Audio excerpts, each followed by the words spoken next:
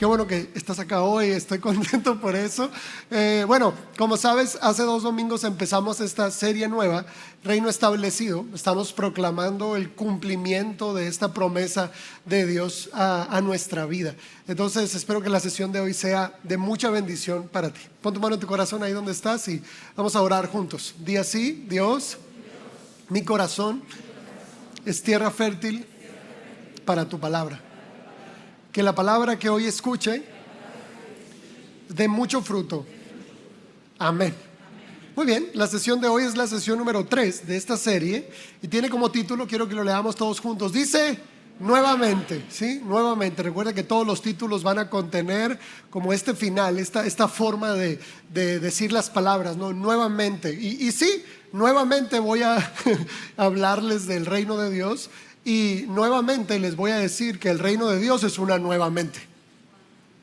Juego de palabras, oigan, juego de palabras. Muy bien, voy a leerles algunos versos. Mateo 4:17 dice así: desde entonces comenzó Jesús a predicar: arrepiéntanse, porque el reino de los cielos se ha acercado. Quiero que observemos algo con este primer verso del día, y es que el tema central de Jesús siempre fue el reino de Dios, siempre.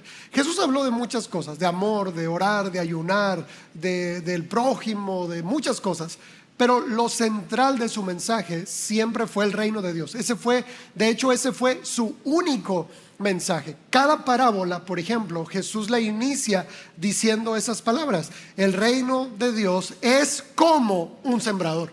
El reino de los cielos es como un pastor que tenía 100 ovejas. El reino de los cielos es semejante a un padre que tenía 2 hijos. Y así, cada parábola, cada historia, cada vez que Jesús intervenía en el tiempo con sus palabras, su mensaje siempre fue ese: el reino de los cielos se ha acercado. De hecho, este es el inicio de su ministerio.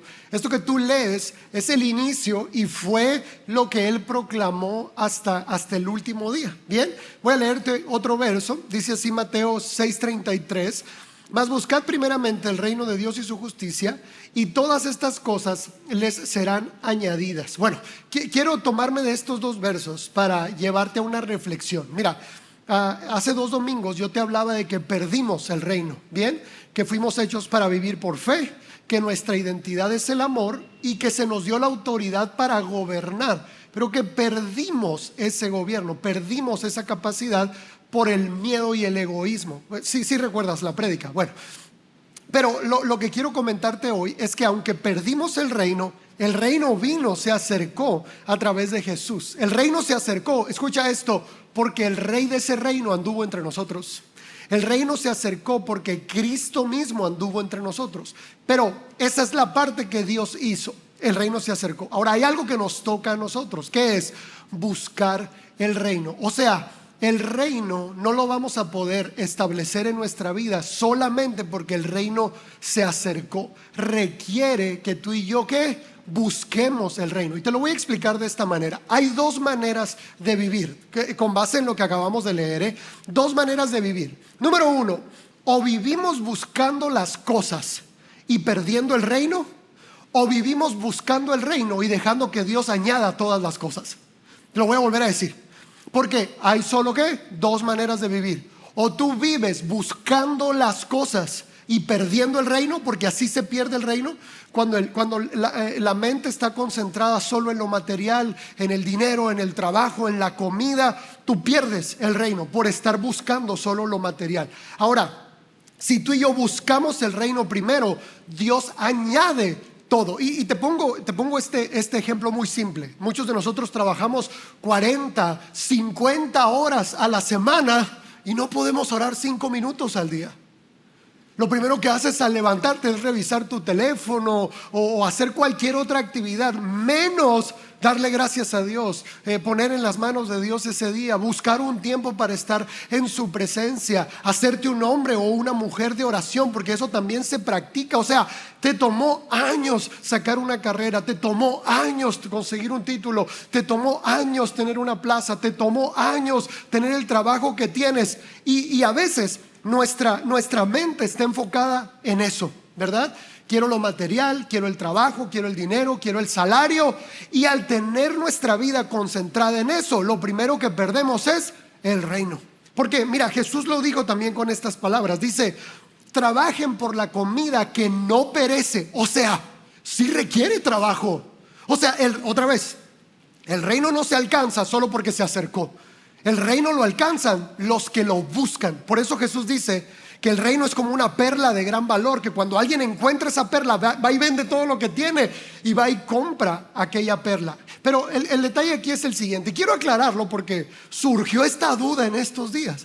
Me dice, pastor, o sea que si yo me quedo en la casa y echo la flojera, ¿verdad? Pero confío mucho en Dios, Dios va a añadir todas las cosas. Y le dije, mira, baquetón, te lo voy a explicar así. Tú y yo obviamente necesitamos seguir trabajando, ¿estamos de acuerdo? Claro, fuimos hechos para eso también, para el trabajo. Hay un propósito en nuestra vida, hay necesidades que cubrir. ¿Estamos de acuerdo, verdad? ¿Cuál es la diferencia? ¿Cuál es la diferencia? La actitud con la que trabajamos. Esa es la diferencia. Dios no quiere que dejes tu trabajo, quiere que dejes el miedo, la ansiedad y la preocupación. Ese es el punto de todo.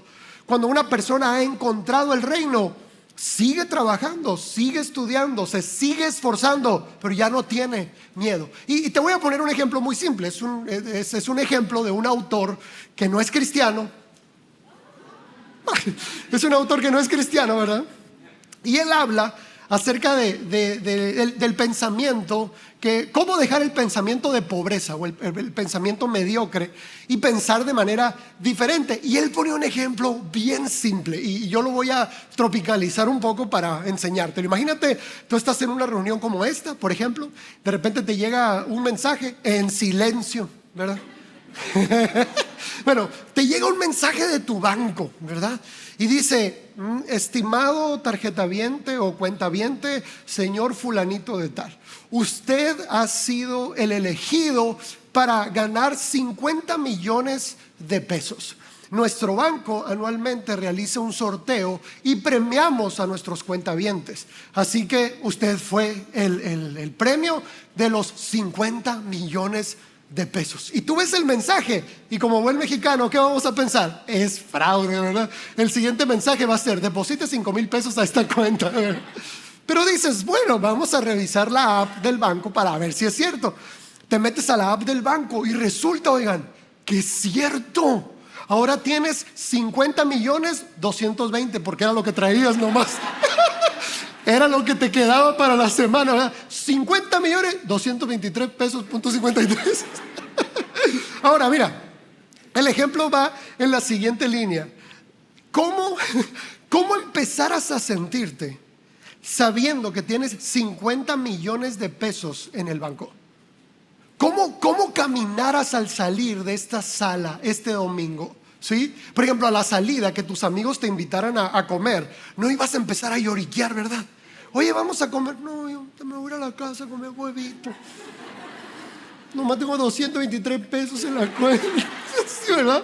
O sea, te subirías a tu carcacha, esa bomba que tienes, ¿verdad? Que se descompone cada vez que le da la gana, pero tu actitud fuera totalmente distinta. Caminarás distinto, vieras la vida distinta. La pregunta, ¿cómo vieras el futuro sabiendo que tienes 50 millones de pesos en el banco? ¿Cómo vieras las necesidades, ¿sí?, del futuro? ¿Cómo llegaras a tu casa? ¿Cómo vieras a tus hijos? O sea, ¿cómo disfrutaras la comida de ese día sabiendo que tienes 50 millones de pesos en el banco? ¿Cómo vivirías? Ahora, la resolución es muy simple. Tú puedes vivir así, sin los 50 millones, pero no quieres. Tú puedes caminar por la vida con esa seguridad, ver el futuro con esa tranquilidad, comer con tu familia como si fueras millonario, porque el cambio de mente está en tu decisión. Pero nos enseñaron, escucha, a pensar dependiendo de lo que tenemos o no tenemos. Mira, a ti y a mí nos pasó algo mejor que 50 millones de pesos. Fuimos adoptados por el mejor papá del universo, que se llama Cristo Jesús. Y esa adopción es más valiosa que el dinero. No existe una seguridad más asombrosa que tener a un padre como el que tenemos en el cielo. Y escucha esto, 50 millones de pesos para él no es nada. Él es Riquísimo, riquísimo. Entonces, ¿te fijas? Claro que una persona es capaz de vivir el reino. ¿Cómo se vive? Con una nueva mente. Una mente sin miedo, con plena certidumbre de fe, sabiendo quién nos cuida, quién provee para nosotros. Otra vez, no necesitas tener 50 millones de pesos en el banco para vivir feliz. Necesitas recordar quién eres en Cristo, porque eso es más valioso. Ahora, lo triste es que no le damos ese valor a Cristo. Eso es lo triste. Lo cantamos, ¿verdad? Si lo pierdo todo, pero tengo a Cristo, yo sé que tengo todo lo que necesito. Pero tu felicidad sigue estando en el banco, en la casa, en la hipoteca. Tu corazón y tu mente se mueven en pos del ritmo material. Vuelvo a lo mismo. Tenemos dos formas de vivir. O tú buscas lo material y pierdes el reino, o buscas el reino y le permites a Dios añadirte todas las cosas. De eso se trata el reino. Por eso Jesús empieza su ministerio diciendo: arrepiéntanse, porque el reino de los cielos se ha acercado. Vuelvo a la misma, la doble responsabilidad. De un lado, Jesús dice: el reino de los cielos se ha acercado, y a nosotros nos da una tarea. ¿Cuál es? Arrepiéntanse. Y te voy a leer qué significa arrepentimiento, porque nosotros tenemos un muy mal concepto de arrepentimiento. Creemos que es el dolor por haber hecho algo malo. No, eso es remordimiento. No tiene nada que ver. Mira, arrepentimiento es el cambio de la mente. Un cambio de mentalidad, o sea, un cambio en el hombre interior. Eso significa arrepentimiento. O sea, Jesús lo que estaba diciendo es: hey, ustedes piensan mal.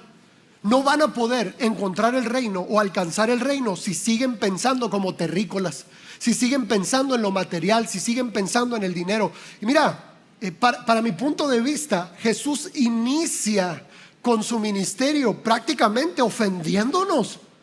Imagínate, si alguien te dice: ¿tú no sabes pensar o qué? Está feo, oigan. ¿Sí o no? Es casi ofensivo decir: oye, arrepiéntete, ¿sí? Estás tontito. Y digo, no lo dijo así Jesús. Lo que estoy diciendo es que Jesús sí fue hasta cierto punto fuerte en su explicación. Tú no sabes pensar. O sea, sí piensas, pero no piensas bien. Si tienes un cerebro, si tienes una mente, pero no lo estás usando bien, si quieres el reino, necesitas cambiar la forma en la que piensas. Necesitas cambiar tu manera de pensar. Ahora, la palabra arrepentimiento todavía tiene una connotación mayor. También te lo voy a leer. Dice: cambiar después de haber estado con, o pensar de forma diferente después de. O sea, lo que cambia la mente de una persona, en verdad, no son 50 millones de pesos en el banco. Es una experiencia real con Cristo Jesús. Cuando una persona tiene una experiencia real con Él, y escucha, no solo una vez, sino todos los días de su vida, porque lo olvidamos fácil. Yo sé que sales del domingo convencido de que eres el hijo amado de Dios, ¿verdad? Tus baterías llenas de fe. Y lo he dicho así como para reírnos, ¿verdad? Y la estelita te dura máximo el martes. Máximo. El martes ahí anda: Señor, ¿dónde está? ¿Sí? Entonces, a lo que quiero llevarte es a que la oración, el ayuno, la palabra, la búsqueda de Dios, la adoración, lo que hace es seguir experimentando al Rey para que nuestra mente esté siendo transformada cada vez más a su imagen. O sea, la transformación de la mente no es un suceso, es un proceso. ¿Bien? No es un ¿qué? Suceso. Porque yo lo he orado, oigan, infantilmente. O sea, Señor, tócame y dame una mente nueva y ya, ¿verdad? Qué fácil. Y a los cristianos nos encantan ese tipo de cosas, ¿no? Los milagros, que el super ungido predicador ore por mí y mi vida sea distinta, cuando la responsabilidad sigue siendo mutua. Jesús acerca el reino a nosotros y nosotros buscamos el reino primero. Jesús acerca el reino y nosotros nos arrepentimos. Jesús acerca el reino y nosotros decidimos confiar, saber que somos un hijo amado, una hija amada, saber que podemos ver el futuro lleno de esperanza. Entonces, vuelvo a esta misma idea. Necesitamos la experiencia con el Rey para poder tener la mente del Rey, porque ese es el reino. Ahora, voy a contestar a la pregunta, ¿bien? Estamos hablando acerca de qué es el reino de Dios. Bien, estamos hablando de eso en la sesión de hoy. Y lo primero que quiero explicarte referente a qué es el reino de Dios, lo primero que quiero decirte es qué no es el reino de Dios. Porque necesitamos como limpiar el terreno primero, ¿no? Mira, y esto espero nos quede claro. ¿Qué no es el reino de Dios? El reino de Dios no es religión. Y yo sé que tal vez lo has escuchado porque ha sido el cliché de la última generación cristiana, ¿no? Dios es relación. Dios no es religión. Y lo digo en ese tono porque esa es la nueva generación cristiana, ¿verdad? Dios no es religión, Dios es relación. Ese es el nuevo eslogan de la iglesia. Pero quiero dejarte algo claro. Mira, todas las religiones son un fraude. La cristiana también. Y mira, no tengo miedo a decirlo porque yo ya escribí un libro de esto. Yo ya me metí en problemas por esto. Mira, cuando yo hablo mal de la religión, no es porque yo odie a algún grupo de personas. Yo no odio a las personas. Yo odio el sistema que los tiene oprimidos. Y mira, no solamente yo lo odio, Dios lo odia también. La Biblia expresa explícitamente cómo Dios odia y aborrece la religiosidad, la religión. La cristiana también. O sea, yo me voy parejo. Pero mira, todas las religiones nos dicen la misma mentira. ¿Cuál es? Yo necesito hacer algo para que Dios me ame. Yo necesito hacer algo para que Dios me acepte. Yo necesito hacer algo para que Dios haga algo por mí. O sea, lo triste de la religión es que pone las obras humanas más valiosas que lo que Cristo hizo en la cruz. Ese es el problema. Y mira, estoy convencido de que todas las religiones son un fraude, porque yo he conocido cristianos que se congregaron años en una iglesia y nunca conocieron a Cristo. En mi libro yo les digo, cristianos sin Cristo. Van a la iglesia, fueron a la escuelita dominical, fueron a misa, se cuelgan el rosario, hacen la oración, se ponen la falda, se ponen la corbata, siguen las reglas que su institución les dice, pero no conocen a Cristo. Falda larga, lengua larga. Duele, ¿verdad? Porque es cierto, saco y corbata, pero lejos de Dios. ¿Sí me explico? Te lo digo con conocimiento de causa. Y mira, esto no es contra un grupo en particular. Sí, esto es con todos los grupos religiosos, porque todos los grupos religiosos son lo mismo. Mira, todas las guerras están inspiradas en lo mismo, en la religión. Todas las guerras, la religión nos divide, nos separa, nos lleva a odiar a un grupo. Mira, esta iglesia no le habla a esta iglesia porque esta iglesia se peleó con esta, porque no creen igual. En un puntito no creemos igual y ya no nos hablamos. Y luego el pastor va y les dice, no les hables a los de Adulán porque son bien ligeros ahí. Esa iglesia light, ni vayas. Ese pastor fresa que tienen ahí es un hereje ese pastor. Te voy a leer algunas frases. ¿Estás listo? Espero que sí. Dice, mientras más religioso es alguien, más hostil es en su trato con las personas. Y bien lo dijo el profeta Ricardo Arjona, ¿verdad? Bien lo dijo. La más religiosa del barrio era doña Carlota. Y me ponchó. Nunca lo has escuchado. Y me ponchó 100 pelotas, ¿sí? Lengua larga, falda, perdón. Y mira, el problema aquí no es la falda. O sea, si te fijas en Adulam está lejos de ser una religión. Porque nosotros, mira, no tenemos una lista de miembros, no tenemos una lista de reglas para poder ser miembro, ¿verdad? No andamos cazando a la gente de, no viniste a la iglesia, qué bárbaro, te quedaste viendo el mundial, ¿verdad? Te vamos a poner en disciplina porque te quedaste. Y luego, no puedes ir aquí, no le puedes hablar a esto, no puedes hacer esto, tienes que cumplir con estas reglas. No. Nosotros, escucha, proclamamos y promovemos la libertad en Cristo. ¿Eso qué significa? Tú eres responsable de tu vida. Yo puedo exponerte la santidad, inspirarte, pero tú decides. Yo no voy a forzar a nadie a amar a Dios, a servir a Dios, a hacer bien las cosas. Si no quieres hacerlo, no lo hagas. En el reino de Dios, todas las cosas que se hacen obligadamente no dan fruto. Por eso la religión no funciona, porque es un sistema basado en el miedo. Si no vienes a la iglesia, ¿cuál es la bandera religiosa el principio religioso más oscuro y más terriblemente usado? ¿Sabes cuál es? Te vas a ir al infierno. y el infierno es eterno.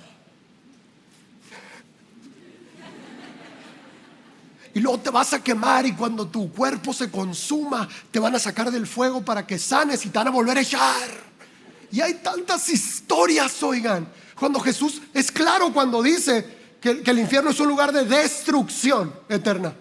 Y no quiero explicar porque la última vez me metí en serios problemas, ¿verdad? Pero nadie que sigue a Cristo por temor puede dar fruto. Es que no me quiero ir al infierno, es que Dios me... Mire, la frase más religiosa: Diosito me va a castigar.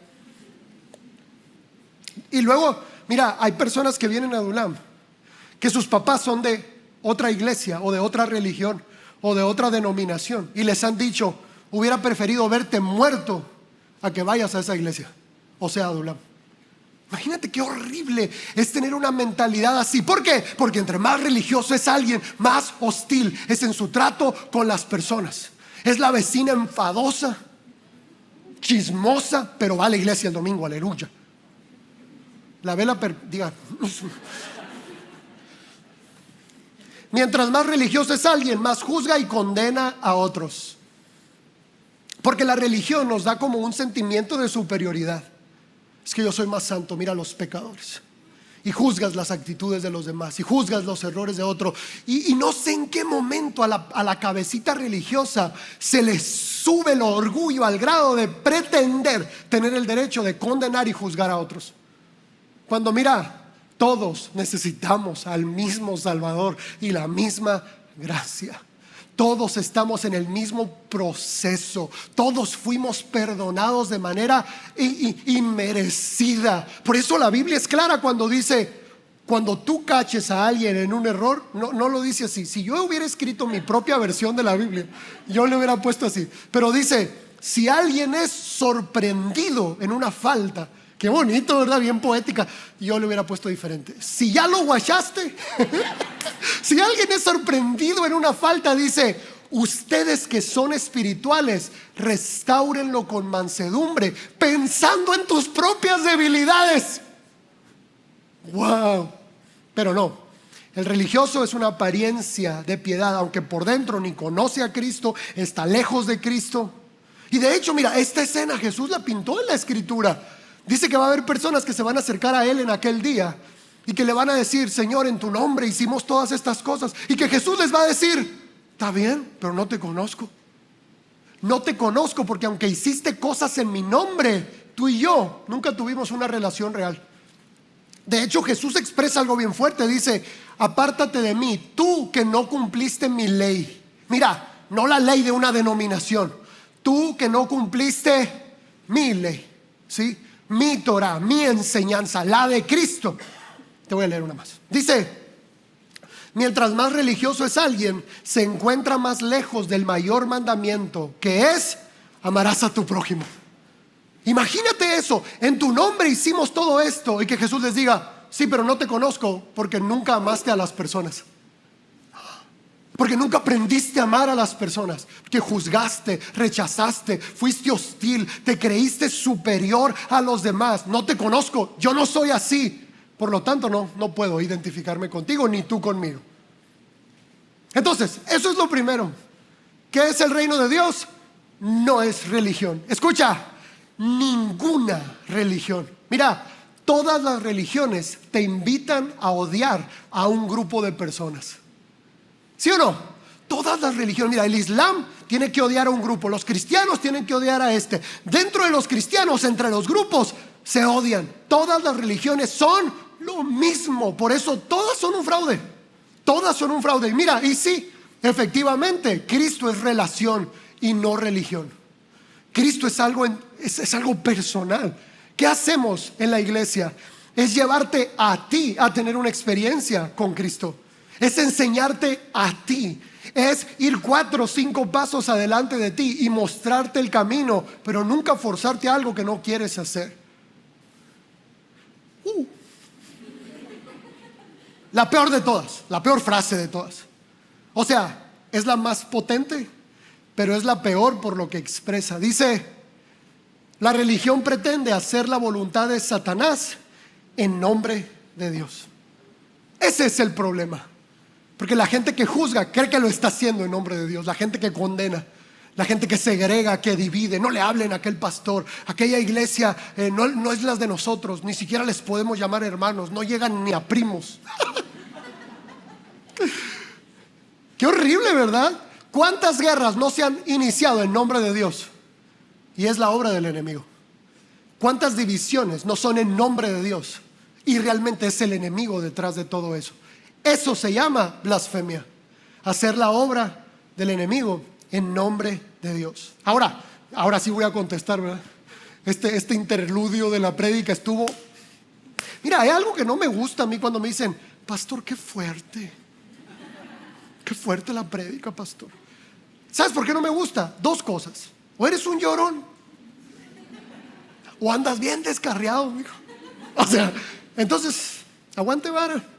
Tiene un buen papá, entonces bien. Ahora sí voy a contestar qué es el reino de Dios. Bien, si no es religión, ¿qué sí es? Hebreos 11 del 14 al 16 dice: claramente dan a entender que buscan una patria, pues si hubieran estado pensando en la patria de donde salieron, tiempo tenían para volver. Pero ellos anhelaban una patria mejor, es decir, léelo conmigo fuerte, dice: la patria celestial. Por eso Dios no se avergüenza de llamarse su Dios. Al contrario, les ha preparado una ciudad. Aquí es donde empieza. ¿Qué es el reino de Dios? Una patria celestial. Ahí está.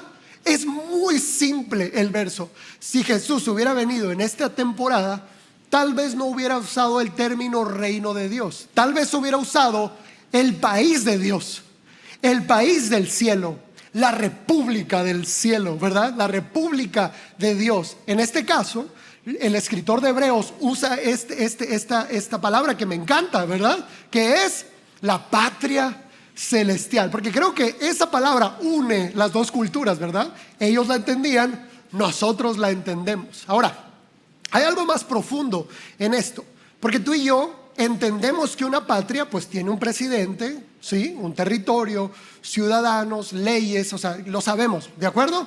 Pero lo más importante en una patria sigue siendo la cultura, ¿ok? Eso es lo más importante. De hecho, eso es lo que distingue a un ciudadano de una patria de otros, ¿sí o no? Bien, entonces tú hablas con otras personas que hablan español, pero rápido puedes decir: hey, tú eres de otra patria, hablamos español, pero jolines, ¿verdad? Hablamos español, pero no somos de la misma patria, parcero, ¿verdad? Entonces, tú te das cuenta porque la cultura se lleva en el corazón, se lleva en la mente. La patria va más allá de un simple territorio. Y mira, este es de mis ejemplos favoritos, porque muchos de nosotros tenemos la oportunidad de viajar a Estados Unidos, o sea, vivimos muy cerca de la frontera y podemos hacer una comparación entre dos patrias distintas, ¿verdad? Y hace algunos años, la pastora Miss y yo, cuando nos queremos escapar, nos vamos a la ruta del río Sonora o nos vamos a Estados Unidos, porque la pastora Miss y la playa y el sol no se llevan, ¿verdad? Entonces, comúnmente agarramos para esos rumbos. Y andábamos en Arizona, me acuerdo, y yo le dije: amor, quiero ir a un museo, le dije. Hay un museo aquí en Arizona que se llama el Museo del Desierto de Sonora y Arizona. Le dije: quiero ir porque mira, cuando uno se va haciendo viejito, le van gustando las plantas, oigan. Mira, si ya te empezaron a gustar los árboles y las plantas, ya alcanzaste cierta edad, ¿verdad? Bien. Fuimos al Museo del Desierto de Sonora y Arizona, ¿verdad? Y yo fascinado viendo todo, y tiene grutas y rutas, está precioso. Y llegó un momento que, mira, Dios a mí me habla en todo momento, en todo lugar, y de todo saco una enseñanza siempre. Y le digo: amor, esto es lo mismo que tenemos allá, le dije. ¿Qué estamos haciendo acá en Estados Unidos visitando el desierto, o sea, un museo, si son las mismas matas que tenemos allá? Y sí. Y recuerdo en la conversación que la pastora me dijo: sí, me dice, son las mismas plantas, es el mismo desierto, pero no es la misma mente.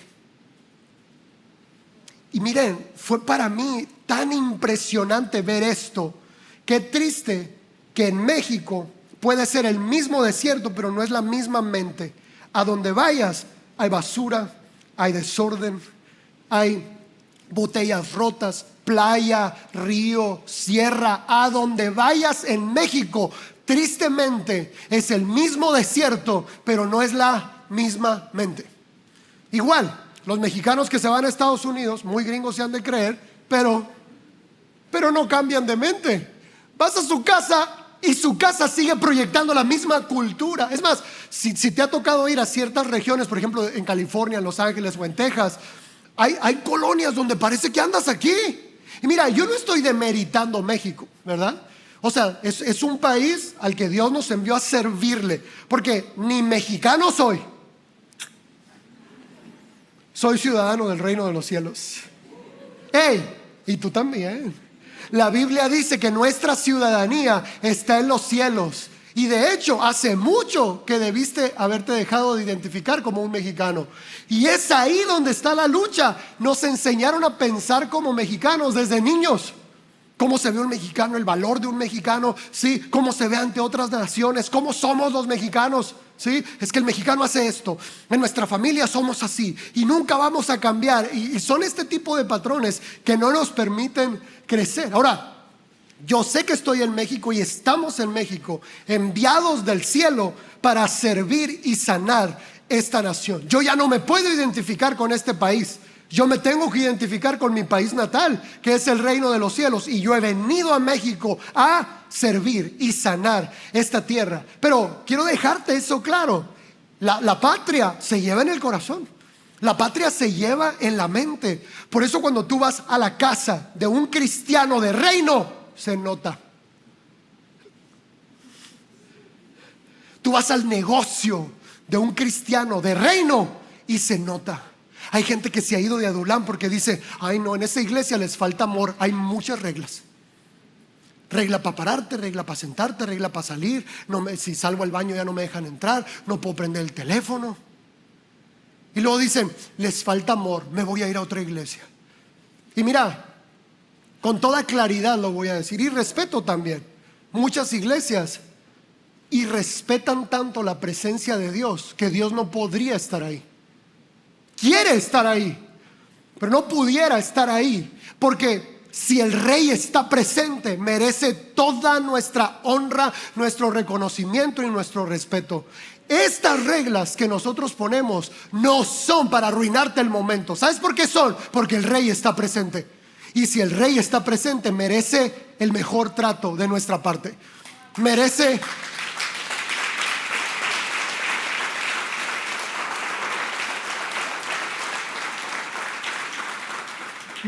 lo mejor de nosotros. Y hay ocasiones en las que puedes ir a otra congregación y parece un gallinero, oigan.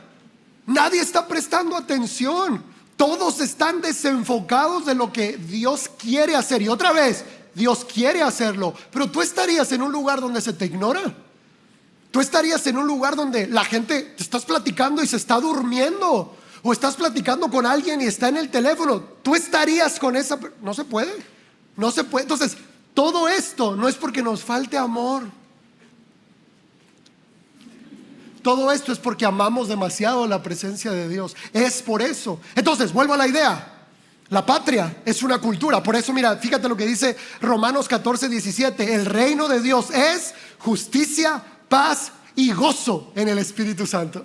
Sí es una patria, pero la patria se nota.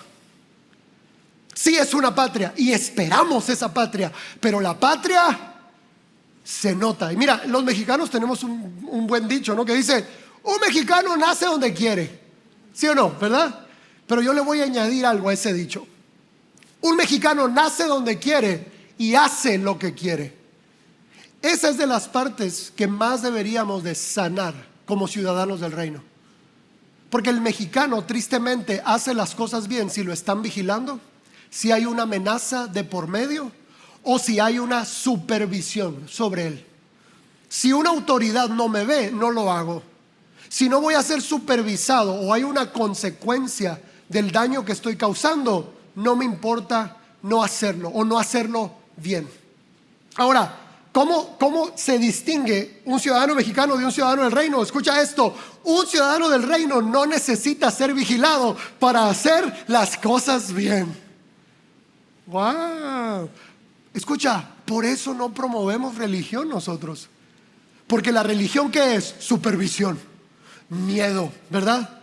La religión es amenaza. No queremos eso.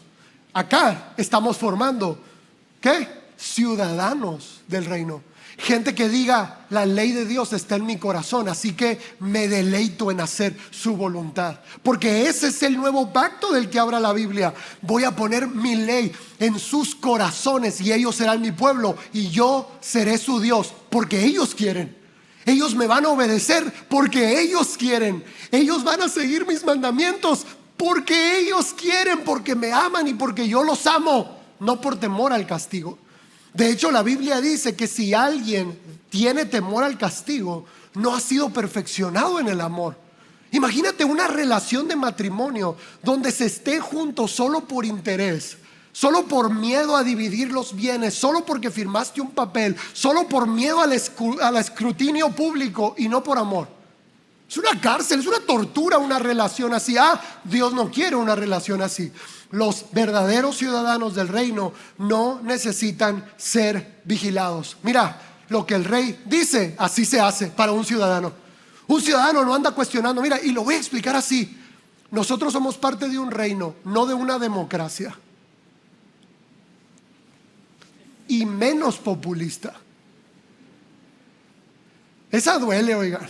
Disculpen, nosotros pertenecemos a un reino y en el reino se hace lo que el rey dice. En una democracia no, todos opinan. Hasta el que no sabe ni lo que está diciendo opina de cómo va el país, de qué se debería de hacer. En un reino no. En un reino, ¿qué? Si el rey lo dijo, así se hará. Y un ciudadano del reino lo sabe y entonces hace bien las cosas porque se deleita en la voluntad de Dios. Y es lo que te decía ahorita. A veces yo expongo la voluntad de Dios y obviamente eso nos confronta, ¿sí? Cuando hablamos de santidad, eso debe mover algo en nuestro corazón. Y la gente dice: ay, qué fuerte. Entonces no quieres la voluntad de Dios. Te voy a leer. Segunda de Pedro 3 dice así: pero nosotros esperamos, según sus promesas, cielos nuevos y tierra nueva en los cuales mora la justicia. ¿Cuántos esperamos eso? Amén. ¿Sí lo esperas? Entonces, por lo cual, amados, estando en espera de estas cosas, procuren con diligencia ser hallados por Él sin mancha e irreprensibles en paz. Mira, te quiero dejar claro esto: al reino de los cielos no entran mexicanos, ni colombianos, ni españoles, ni estadounidenses, ni canadienses. Al reino de los cielos solo entran ciudadanos del reino de los cielos. De hecho, al reino de los cielos ni siquiera entran por denominaciones. Dios no viene por denominaciones, por colores, por religión. Él no va a decir: ¿guardabas el sábado, sí o no? ¿Creías en 3, en 2 o en 1? ¿Sabes qué va a decir Él? Te conozco. ¿Te das cuenta? ¿A qué iglesia ibas? ¿Cómo te vestías? ¿Cuál era la sana doctrina que practicabas? Nada. ¿Cuál va a ser el filtro? Te conozco.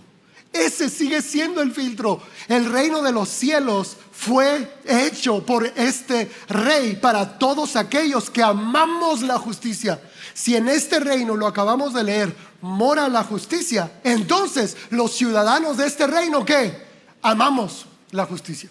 Voy a seguir leyendo. 1 Corintios 6, del 9 al 10 dice así: ¿o no saben que los injustos no heredarán el reino de Dios?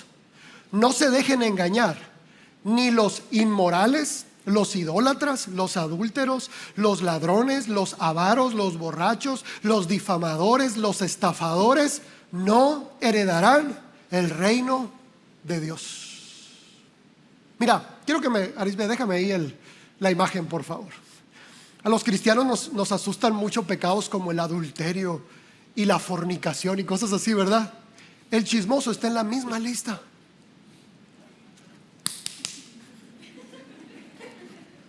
estás leyendo ahí? Difamadores. Ah, ¿verdad? Mira, uy, el adulterio, qué terrible. El estafador está en la misma lista. El que le hace trampa al jefe, que se queda con producto, que no da las cuentas claras. El contratista que da malos presupuestos, que cobra de más, que es tramposo, ¿sí? El político que roba, el pastor que roba. Tú no tienes uno de esos, pero habrá alguno. ¿Quién se rió con nervios? ¡Qué gachos! Los estafadores, ¿qué dice? Tampoco. Y obviamente para la religión solo existen dos pecados, ¿verdad? Los pecados sexuales y el homicidio, el suicidio, y ya. De ahí en fuera, todos los pecados espirituales y almáticos ni los pelan. Qué curioso, cuando la lista incluye los pecados carnales y los pecados del alma también. Entonces, creo que la expresión de la voluntad de Dios es muy, muy clara. Y mira, hoy no vine a condenarte, ¿ok? Hoy no vine a decirte, mira, qué tan mal andas. No, hoy vine a recordarte que tú eres hijo de Dios, que tu vida es valiosa, que tu vida es distinta. Y quiero afirmarlo con el siguiente apartado. Mira, a este apartado le titulé: en tu batalla está encriptado tu propósito, ¿sí? Lo quise poner así porque en ocasiones nosotros vemos las situaciones pecaminosas como algo que nos condena, pero creo que muchas veces el enemigo nos ataca en el área donde Dios nos quiere usar y donde nuestro propósito está ahí. Por ejemplo, mira, tal vez si tu batalla está en los vicios, tal vez tu don espiritual es la liberación. Si tu batalla tal vez es la rebeldía, tal vez tu don es el liderazgo. Si tú batallas con la queja y el chisme, tal vez eres profeta, nada más que estás profetizando al revés. Mira qué curioso, en lugar de hablar mal de la gente, el profeta habla bien de la gente. Mira, si tu problema es la ansiedad o la depresión, tal vez tu don es la sabiduría. Pero el enemigo está atacándote en tu área más fuerte, porque sabe que si te ata ahí, puede atarte en lo demás. Mira, tal vez tu problema es la sexualidad, o tu lucha o tu batalla es la sexualidad, porque tal vez tu don es la restauración o la sanidad interior. Porque una mala sexualidad destruye el alma. Así dice la Biblia, que una sexualidad, cuando se lleva de una forma pecaminosa, dice que destruye el alma. Y tal vez tu don es la sanidad interior. Tal vez tu problema es la pereza o la procrastinación, ¿sí? Tu batalla tal vez es esa. Porque tal vez tu don es la mayordomía. Mira, conocí a alguien que era adicto al tabaco, no lo podía dejar. Y una vez se acercó conmigo y me dijo: pastor, por favor, ora por mí, no puedo dejarlo. Y cuando oré por él, Dios me dijo: es que su voz yo la elegí desde antes de que naciera. Yo lo elegí para que con su voz los demonios huyeran y las personas fueran liberadas. Y el enemigo quiere robarle esa voz con el vicio. Y he conocido brujos o ex brujos y ex brujas que realmente eran ministros de Dios desde su nacimiento, pero que el enemigo se había encargado de usar esos dones y esas virtudes para el reino contrario. Y mira, tal vez tú puedas decir: pastor, ¿y si tengo todas? Porque te conozco cómo piensas. ¿Y si tengo todas, pastor? Ahora, imagínate la amenaza que eres para el infierno, que el enemigo ha levantado todo su arsenal contra ti. Imagínate qué tan poderoso eres para el reino de Dios, que el enemigo ha intentado de tantas maneras destruirte. Y quiero afirmarte lo que te decía hace un momento: no estoy acá para condenarte, estoy acá para recordarte quién eres. Te lo voy a leer. 1 Juan 3, del 8 al 9, dice así: el que practica el pecado es del diablo, porque el diablo peca desde el principio. Pero para esto apareció el Hijo de Dios, para deshacer las obras del diablo. Todo aquel que es nacido de Dios no practica el pecado, porque la simiente de Dios permanece en él. Y tú eres esa persona. Tú eres un hijo de Dios, elegido desde el vientre de tu madre. Tienes todo para ganar. Cristo está contigo. Todo lo puedes en él que te fortalece. Eso es lo que vengo a decirte. Si el enemigo te está atacando, también es una señal para que sepas quién eres en Dios, para que recuerdes que realmente tu vida vale y tu vida es poderosa para el reino al que perteneces. Y voy a cerrar con algunas frases, porque te decía, mientras más religioso es alguien, pero quiero terminar hablando del reino al que pertenecemos. Bien, mira, mientras más santificado es alguien, más ama a los demás. Mientras más santificado es alguien, muestra más misericordia. Mientras más santificado es alguien, más consciente es de sus debilidades. Por lo tanto, depende más de Dios, es más humilde. Mientras más santificado es alguien, más ama la justicia.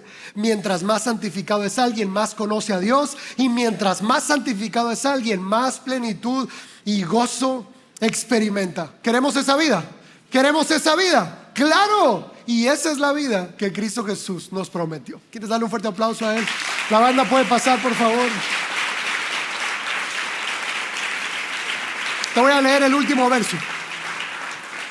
El último verso para reafirmar todo lo que te dije hoy. Gálatas 4 dice así: pero cuando vino el cumplimiento del tiempo, Dios envió a su Hijo, nacido de mujer y nacido bajo la ley, para redimir a los que estaban bajo la ley, a fin de que recibiéramos la adopción de hijos. Y por cuanto son hijos, Dios envió a nuestros corazones el espíritu de su Hijo, el cual clama: Abba, Padre. Así que ya no eres esclavo, ya no eres esclavo, ya no eres esclavo, ya no eres esclavo, ya no eres esclavo, sino hijo, y si hijo, también heredero de Dios por medio de Cristo. Aleluya, aleluya. Vamos, aplaude fuerte, aplaude fuerte.